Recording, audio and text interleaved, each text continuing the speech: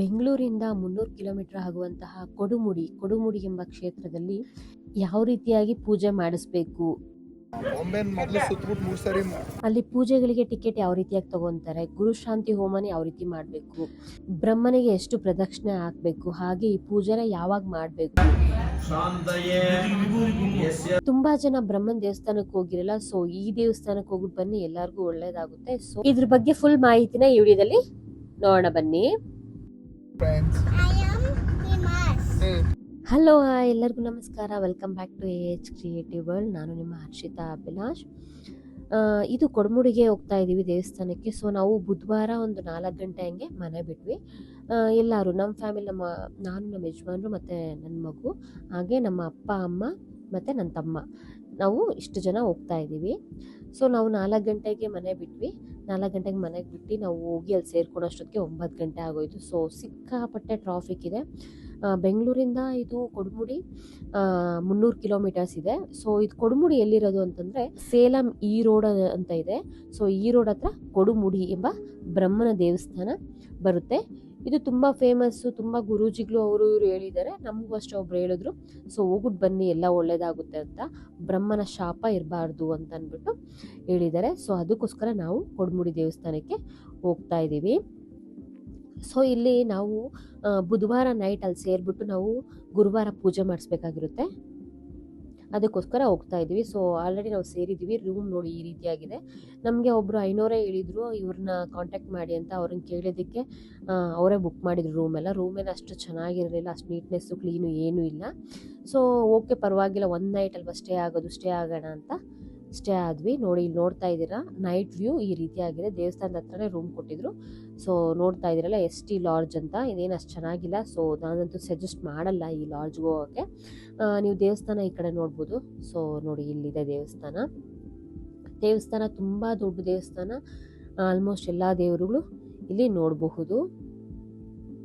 So ತುಂಬ ಚೆನ್ನಾಗಿದೆ, ತುಂಬ ಕನ್ನಡದವರೇ ಬರೋದು. ಹಾಗೆ ನಾವು ಗುರುವಾರ ಬೆಳಗ್ಗೆ ಒಂದು ನಮಗೆ 500 ಹೇಳ್ತಾರೆ, 3:30ರಿಂದ 5:30 ಒಳಗಡೆ ನಾವು ಹರಿತಾ ಇರುವಂತಹ ನೀರಲ್ಲಿ ಹೋಗಿ ಮುಳುಗಿ ಸ್ನಾನ ಮಾಡಬೇಕು ಅಂತ ಹೇಳ್ತಾರೆ. ಅದಕ್ಕೋಸ್ಕರ ನಾವು ಬೆಳಗ್ಗೆ ಒಂದು 4 ಗಂಟೆ 4:15 ಹಂಗೆ ಎದ್ದು ಹೋಗ್ತಾ ಇದ್ದೀವಿ. ನನ್ನ ಮಗನೂ ಕರ್ಕೊಂಡು ಹೋಗ್ತಾ ಇದ್ದೀವಿ. ಸೊ ಅವನು ಅಷ್ಟೇ ಪಾಪ ಎದ್ದೋಳು ಅಂದಿದ ತಕ್ಷಣ ಎದ್ಬಿಟ್ಟ. ಅದಾದ್ಮೇಲೆ ನೋಡಿ ಈ ರೀತಿಯಾಗಿ ಗೊಂಬೆ ಕೊಟ್ಟಿರ್ತಾರೆ. ನಾವೇನು ಒಬ್ರನ್ನ ಕಾಂಟ್ಯಾಕ್ಟ್ ಮಾಡಿದ್ರಲ್ಲ ಅವರೇ ಈ ಗೊಂಬೆ ಮಾಡಿ ಕೊಡ್ತಾರೆ. ಅದು ಯಾವ ರೀತಿ ಅಂತ ಹೇಳ್ತಾರೆ. ಮೊದಲು ಸುತ್ತಬಿಟ್ಟು 3 ಸರಿ ಬಲಕ್ಕೆ 3 ಸರಿ ಎಡಕ್ಕೆ ಸುತ್ತಬಿಟ್ಟು ಹಿಂದೆ ಹಾಕ್ಬಿಟ್ಟು ಬಟ್ಟೆ ಕಟ್ಕೊಬೇಕು. ಮುಂದೆ ಕೂಡ ಮುಣಿದಿಕ್ಕಂಗ ಬಟ್ಟೆ ಮಾಮೂಲಿ ನಿಮ್ಮ ಕೈಯಲ್ಲಿ ಇರೋ ಬಟ್ಟೆ ಕೊಂಡು வந்துருக்கீங்களா? இல்ல இல்ல எடுத்துந்திருக்கோம். இல்ல ಮುಂದಿல கூட முடிச்சுக்கங்க. இங்க இக்கಬೇಕಾ? ಇಟ್ಕೊಳ್ಳೋದಂತೆ. இத சுருட்டி இப்படி இடுப்புல வச்சுக்கங்க. ಈಗ ನೀರು நீங்க சால் இருக்கா? ಇಲ್ಲ அப்ப கிப்ல சொருகிக்கங்க. ನಿಂಗೆ ಅರ್ಥ ಆಯ್ತೈತೆ ಅವ್ರೆ. ಶಾಲ್ವಾ ಇದೆಯಲ್ಲ, சால்வை அவங்க ரிவர்ல போடுறாங்களா? ಟವಲ್ எடுத்துட்டு வந்திருக்காங்க. அப்புறம் என்ன சால்வையில முடிச்சு போட்டு ಹಿಂಗೆ ಇದು ಮಾಡ್ಕೊಬೋದು ಹೇಳಿ. ಮಾಡ್ಕೊಬೋದಮ್ಮ. ಟವಲ್ ಏನಕ್ಕೆ ತಂದೆ ಮತ್ತೆ ನೀವು? ಬಿಡು ಎಲ್ಲ ಹೋಗ್ಲಿ. ಅವ್ರು ಅದೇ ಅಂತಿರೋದು, ಟವಲ್ ಇದ್ರೆ ಮಾಡ್ಕೊಳ್ಳಿ ಅಂತ. ಸರಿ ಆಯ್ತು. ಅದೇ ಆಮೇಲೆ ಫಸ್ಟ್ 3 ಗಂಟೆ போடுங்க. ಬಲ್ಚರಿ ಬಲ್ಕಡೆ 3 ಸರಿ ಆಯ್ತು. ಹಿಂದಕ್ಕೆ ಹಾಕಿದ್ರು. ಹೌದಾ? ಇವಾಗ ಫಸ್ಟ್ ಹಿಂಗ್ ಇಟ್ಕೊಂಡಿರ್ಬೇಕು. அப்படி சரி. ಹಿಂಗ್ ಇಟ್ಕೊಂಡು ಆಮೇಲೆ ಎತ್ಕೊಂಡು ಮಾಡ್ಬಿಟ್ಟು ಆಚೆ ಕೇಳಿಸ್ಕೊಂಡ್ರಲ್ಲ ಅವ್ರು ಹೇಳಿದ್ದು. ಸೊ ಈ ರೀತಿಯಾಗಿ ಮಾಡಬೇಕು. ನಮಗೆ ಒಬ್ರು 500 ಲೀಸ್ಟ್ ಕೊಟ್ಟಿದ್ರು, ಅದು ಮುಂದೆ ಅಟ್ಯಾಚ್ ಮಾಡಿರ್ತೀನಿ ನಾನು. ಅವ್ರು ಏನಂತ ಹೇಳಿದ್ರು ಅಂತಂದರೆ, ಬ್ರಹ್ಮ ದೇವಸ್ಥಾನದಲ್ಲಿ ಹರಿಯುವ ನದಿಯಲ್ಲಿ ಹೋಗ್ಬಿಟ್ಟು ಸೊಂಟಕ್ಕೆ ಮಣ್ಣಿನ ಗೊಂಬೆ ಸಿಗಾಕೊಂಡು 2 ಬಾರಿ ಮುಳುಗಬೇಕಂತೆ. ಸೊ ಮುಳುಗಿ ಎದ್ದೋಗ 3ನೇ ಬಾರಿ ಮುಳುಗುವಾಗ ಆ ಗೊಂಬೆನೂ ಬಿಟ್ಬಿಡ್ಬೇಕು ಅಂತ ಹೇಳಿದ್ರು. ನೀರಲ್ಲಿ ಬಿಟ್ಬಿಡ್ಬೇಕು, ನಾವು ಹಾಕೊಂಡಿರೋ ಬಟ್ಟೆನೂ ಅಲ್ಲಿ ಡ್ರೆಸ್ ಚೇಂಜ್ ಮಾಡುವಾಗ ಬಿಟ್ಟು ಬರಬೇಕು ಅಂತ ಹೇಳಿದ್ರು. ಒದ್ದೆ ಬಟ್ಟೆ ಆಗಿತ್ತಲ್ಲ, ಆ ಒದ್ದೆ ಬಟ್ಟೆನೂ ಅಲ್ಲೇ ಬಿಟ್ಟು ಬರಬೇಕು ಅಂತ ಹೇಳಿದ್ರು. ಸೊ ನೋಡ್ತಾ ಇದ್ರೆ ಇಲ್ಲಿ ಹೆಣ್ಣು ಗೊಂಬೆ, ಗಂಡು ಗೊಂಬೆ ಮತ್ತೆ ಮಗು ಗೊಂಬೆ ಮಾಡಿರ್ತಾರೆ. ಮಗುದು ಅಂದ್ರೆ ಮಾಮೂಲಿ ಗಂಡು ಗೊಂಬೆನೆ, ಗಂಡಿರುತ್ತಾ ಹೆಣ್ಣಿರುತ್ತಾ ಅಂತ ಕೇಳ್ಕೊಂಡು ಎಷ್ಟು ಜನ ಬರ್ತಾರೆ ಅಂದ್ಬಿಟ್ಟು ಅವ್ರಿಗೆಲ್ಲ ಒಂದೊಂದು ಗೊಂಬೆ ಮಾಡಿಕೊಟ್ಟಿರ್ತಾರೆ. ಸೊ ಹೆಣ್ಣದು ಹೆಂಗೆ ಕಂಡುಹಿಡಿಯೋದು ಅಂದರೆ, ಹಿಂದೆ ಕೂದಲಿಟ್ಟಿರ್ತಾರೆ, ಅಂದರೆ ಒಂದು ಕೊಂಡೆ ಥರ ಇಟ್ಟಿರ್ತಾರೆ, ಅದು ಹೆಣ್ಣದು ಅಂತ ಕಂಡುಹಿಡಿಬೋದು. ಗಂಡದು ಎಲ್ಲ ಮಾಮೂಲಿ ಆಗಿರುತ್ತೆ. ಸೊ ನಾವು ಎಷ್ಟು ಜನ ಹೋಗ್ತೀರೋ ಅವ್ರಿಗೆಲ್ಲ ಗೊಂಬೆ ಮಾಡಿಕೊಡ್ತಾರೆ. ಸೊ ಇವ್ರೇನು 500 ಕಾಂಟ್ಯಾಕ್ಟ್ ಕೊಟ್ಟಿದ್ರಲ್ಲ ಅವ್ರಿಗೆ ನಾವು ಫೋನ್ ಮಾಡಿ ಕೇಳೋದಕ್ಕೆ ಅವರು ಮಾಡಿದ್ರು. ಸೊ ಫಸ್ಟು ನಮ್ಮ ಡ್ಯಾಡಿ, ನಮ್ಮ ಮಮ್ಮಿ ಮತ್ತು ನನ್ನ ತಮ್ಮನ ಬಿಟ್ವಿ, ಹೋಗಿ ಮುಣುಕೊಂಡು ಇದು ಮಾಡ್ಕೊಂಬನ್ನಿ, ನಮಸ್ತೆ ಮಾಡ್ಕೊಂಬನ್ನಿ ಅಂತ. ಸೊ ಅವರು ಮಾಡ್ತಾ ಇದ್ದಾರೆ ಬೆಳಗ್ಗೆನೆ. ಸೊ ನನ್ನ ಮಗ ಸ್ವಲ್ಪ ಪಾಪ ಚಳಿ ಅಲ್ವಾ ತುಂಬ ಅಳ್ತಾನೆ ಅಂತ. ಆ್ಯಕ್ಚುಲಿ ನಾವು ಬೆಂಗಳೂರು ವೆದರ್ ಕಂಪೇರ್ ಮಾಡಿದ್ರೆ ಅಲ್ಲಿ ತುಂಬ ಚಳಿ ಇಲ್ಲ, ಆ್ಯಕ್ಚುಲಿ ಪರವಾಗಿಲ್ಲ. ಸೊ ನಮ್ಮ ಬೆಂಗಳೂರು ವೆದರಲ್ಲೇ ನಾವೇನ ಮುಳುಗ್ಬಿಟ್ಟಿದ್ರೆ ಅಷ್ಟೇ ಫುಲ್ಲು ಇದಾಗೋಗ್ಬಿಡಿರಿ, ಫ್ರೀಸ್ ಆಗಿಬಿಡಿರಿ, ಆ ಥರ ಇರ್ತಾಯಿತ್ತು. ಅಲ್ಲಂತೂ ಅಷ್ಟು ಚಳಿ ಇರಲಿಲ್ಲ. ನಮ್ಮದೆಲ್ಲ ವಿಡಿಯೋ ಮಾಡೋಕ್ಕಾಗಿಲ್ಲ, ಯಾಕಂದರೆ ನನ್ನ ಮಗ ಅಂತೂ ತುಂಬ ಅಳ್ತಾ ಇದ್ದ ಪಾಪ ಚಳಿಯಲ್ಲಿ, ಅವನಿಗಂತೂ ಹಾಗೇ ಇಲ್ಲ.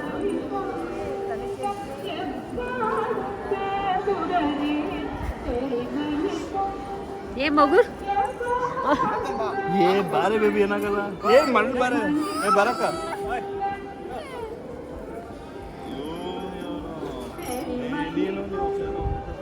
ಅವ್ನು ನನ್ನ ಮಗ ಹತ್ಕೊಂಡಿರ್ತಾ ಇದ್ದ. ಸೊ ನಮ್ಮ ಅಮ್ಮ ಮತ್ತು ನನ್ನ ತಮ್ಮ ನಮ್ಮ ಡ್ಯಾಡಿ ಡ್ರೆಸ್ ಚೇಂಜ್ ಮಾಡ್ಕೊಂಡು ಹಿಮಾಕ್ಷನ ಎತ್ಕೊಂಡು ಅವ್ನಿಗೆ ಡ್ರೆಸ್ ಚೇಂಜ್ ಮಾಡಿದ್ರು. ಅಷ್ಟೊತ್ತು ನಾವೆಲ್ಲ ಡ್ರೆಸ್ ಚೇಂಜ್ ಮಾಡ್ಕೊಂಬಂದ್ವಿ. ಸೊ ಎಲ್ಲ ಫೈನಲಿ ಆಗಿ ರೂಮ್ಗೇನು ಹೋಗಿಲ್ಲ ನಾವು, ಅಲ್ಲೇ ಡ್ರೆಸ್ ಚೇಂಜ್ ಮಾಡಿಕೊಂಡು ಸೊ ದೇವಸ್ಥಾನದೊಳಗಡೆ ಹೋಗ್ತಾ ಇದ್ದೀವಿ.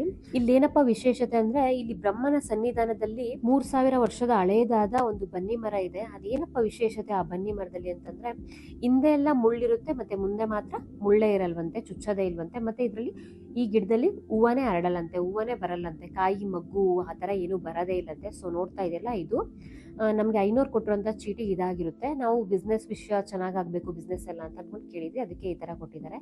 ಸೊ ನೋಡ್ತಾ ಇದ್ದೀರಲ್ಲ, ಇದು ಬ್ರಹ್ಮನ ಸನ್ನಿಧಾನ.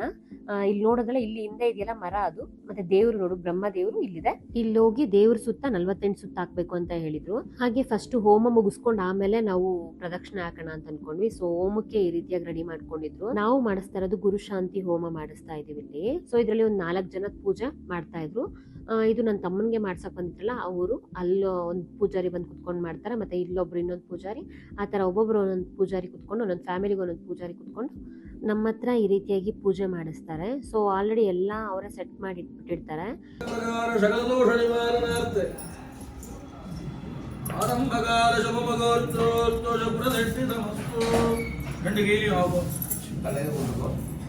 ಗಣಪತಿ ಗಣೇಶ ಸ್ವಾಮಿ 5 ಟೈಮ್ಸ್ ಶುಕ್ಲಾಂ ವರದರಂ ವಿಷ್ಣುಂ ಶಶಿವರ್ಣಂ ಚತುರ್ಭುಜಂ ಪ್ರಸನ್ನವದನಂ ಧ್ಯಾಯೇತ್ ಸರ್ವವಿಘ್ನೋಪಶಾಂತಯೇ ಯಸ್ಯದ್ವಿರತವಗ್ರಹಾದ್ಯ ಪಾರಿಷಡ್ಯ ವರಶ್ರುತಂ ವಿಘ್ನಂ ನಿಘ್ನಂತಿ ಶರತಂ ವಿಶ್ವಕ್ಷೇಣಂ ತಮಾಶ್ರಯೇ.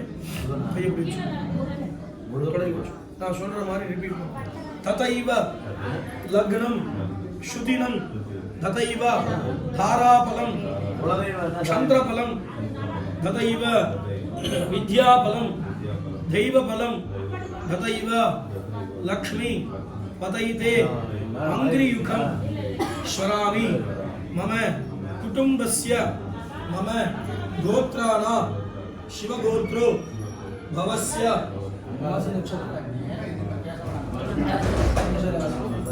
ಅಶ್ವಿನಿ ನಕ್ಷತ್ರೇ.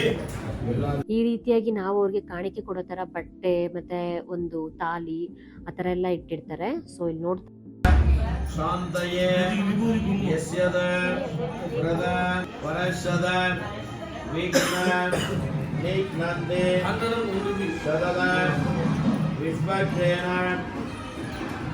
ಇಲ್ಲಿ ನಮ್ಮದ್ ಪೂಜೆ ಮಾಡಿದ್ದು ವಿಡಿಯೋ ಮಾಡೋಕ್ಕಾಗಿಲ್ಲ, ಯಾಕಂದ್ರೆ ಅವ್ರ ಪೂಜೆ ಮಾಡೋವಾಗ ನಮಗೆ ಇನ್ನೂ ನಮ್ಮ ಪೂಜಾರಿ ಬಂದಿರಲಿಲ್ಲ. ಸೊ ಅವ್ರದ್ದು ವಿಡಿಯೋ ಮಾಡಿದೆ.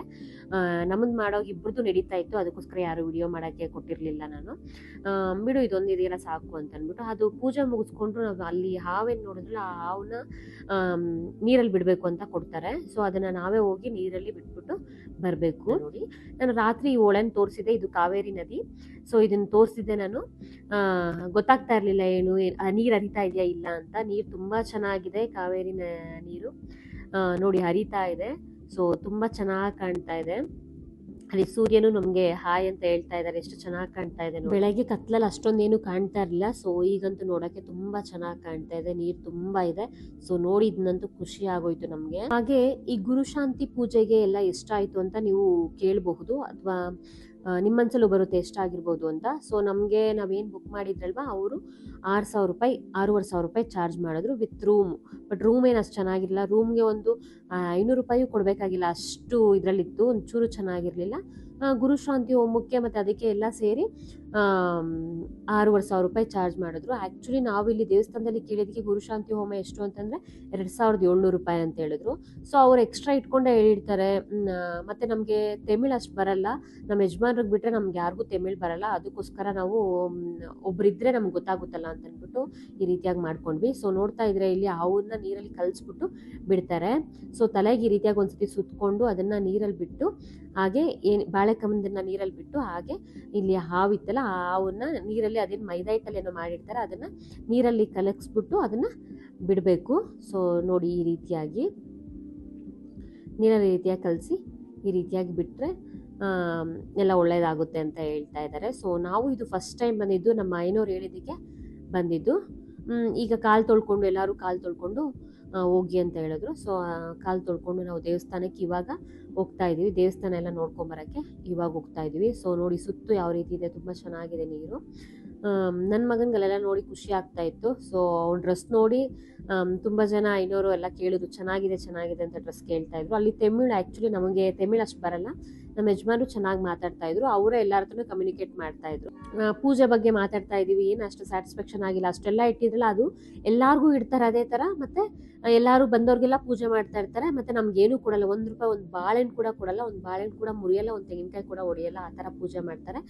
ಸೊ ಏನಾದರೂ ಒಂದು ಪ್ರಸಾದ ಮನೆಗೆ ಎತ್ಕೊಂಡು ಹೋಗೋಕ್ಕೆ ಅಂತ ಏನಾದರೂ ಕೊಡಬೇಕಾಗಿತ್ತು, ಅದು ಕೊಟ್ಟಿಲ್ಲ, ಏನೂ ಇಲ್ಲ. ಸೊ ಆ ಥರ ಒಂಥರ ಬೇಜಾರಾಯಿತು, ಇದೇನಪ್ಪ ಈ ಥರ ಪೂಜೆ ಮಾಡಿದ್ರು ಅಂತ ಅನಿಸ್ತು. ನಮ್ಮ ಬೆಂಗಳೂರಲ್ಲೆಲ್ಲ ಮಾಡಿಸಿದ್ರೆ ತುಂಬ ಚೆನ್ನಾಗಿ ಪೂಜೆ ಮಾಡಿಕೊಡ್ತಾರೆ. ಒಂದು 6,500 ರೂಪಾಯಿಗೆ ಅಥವಾ 5,000 ರೂಪಾಯಿ ಅಂತಂದ್ರೂ ತುಂಬ ಚೆನ್ನಾಗಿ ಪೂಜೆ ಮಾಡಿಕೊಡ್ತಾರೆ. ಒಂದು ಸ್ವಲ್ಪ ಬೇಜಾರಾಯಿತು, ನೆಕ್ಸ್ಟ್ ಸತಿ ಬಂದರೆ ಇವ್ರ ಜೊತೆ ಏನು ಬರೋದು ಬೇಡ, ಇವ್ರನ್ನ ಕೇಳೇನು ಬರೋದು ಬೇಡ, ನಾವೇ ಡೈರೆಕ್ಟಾಗಿ ಬೇಡ ಅನ್ನೋ ಥರ ಅನಿಸ್ಬಿಡ್ತು ನಮಗೆ. ಸೊ ದೇವಸ್ಥಾನ ನೋಡ್ತಾ ಇದ್ದಾರೆ, ಇಷ್ಟು ದೊಡ್ಡದಾಗಿದೆ ದೇವಸ್ಥಾನ.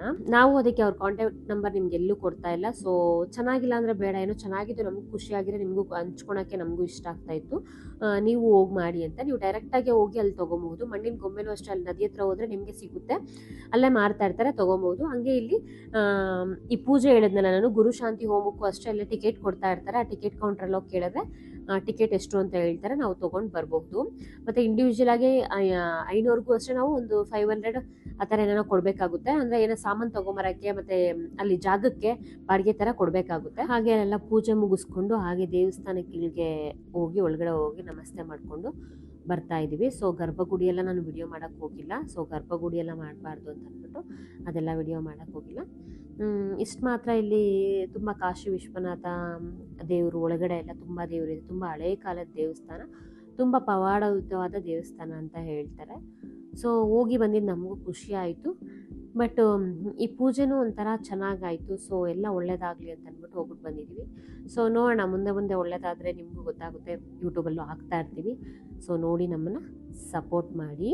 ದೇವಸ್ಥಾನದಲ್ಲೂ ಅಷ್ಟೇ ಒಂದು ಬೋರ್ಡ್ ಇಲ್ಲ, ಇದು ಈ ಪ್ರೈಸು ಅಂತ ಏನು ಬೋರ್ಡ್ ಇರಲ್ಲ. ನಮ್ಮ ಬೆಂಗಳೂರಲ್ಲಿ ಎಲ್ಲ ಪಿನ್ ಟು ಪಿನ್ ಈ ಥರ ಇಷ್ಟು ದುಡ್ಡು ಅಂತಿರುತ್ತೆ.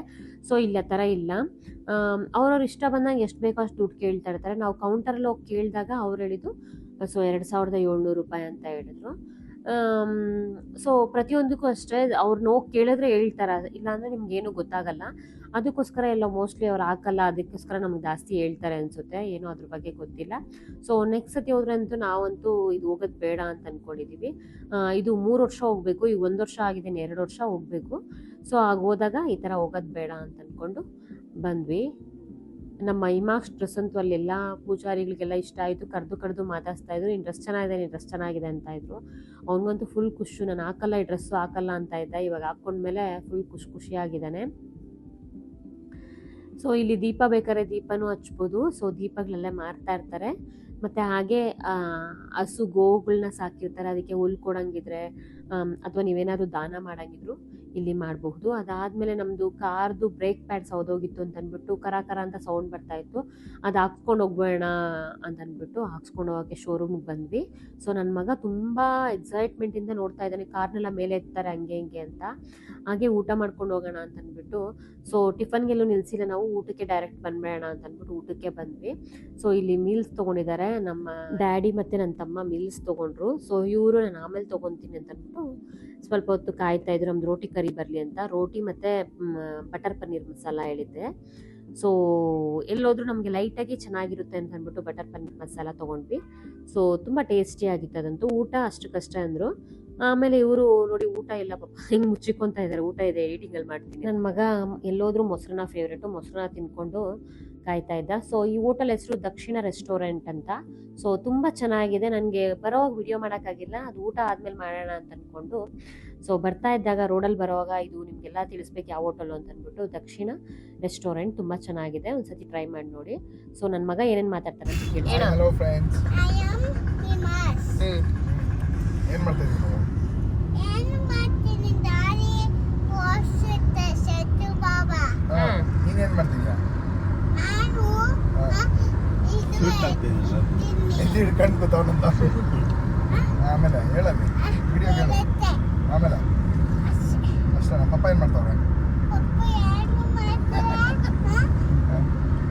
ಕುತ್ಕೊಂಡವ್ರೆ. ಪಪ್ಪ ಮಾಡ್ತಾರೆ ಟಾಕಿಂಗ್ ಮಾಡ್ತಾರಂತೆ ಪಪ್ಪ. ಮಾಮ ಏನ್ ಮಾಡ್ತಾವ್ರೆ?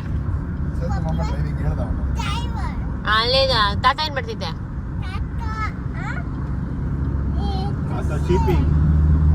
Mummy dancing. ನಿಮ್ಮಮ್ಮ ಸಿಂಗಿಂಗ್. ಆಮೇಲೆ ಏನು ಮಾಡ್ತಾರಮ್ಮ? ಎಡಿಟ್ ಮಾಡ್ತಾರಾ? ಎಡಿಟ್ ಮಾಡಿ ಎಲ್ಲ ಹಾಕ್ತಾರೆ ಯೂಟ್ಯೂಬ್.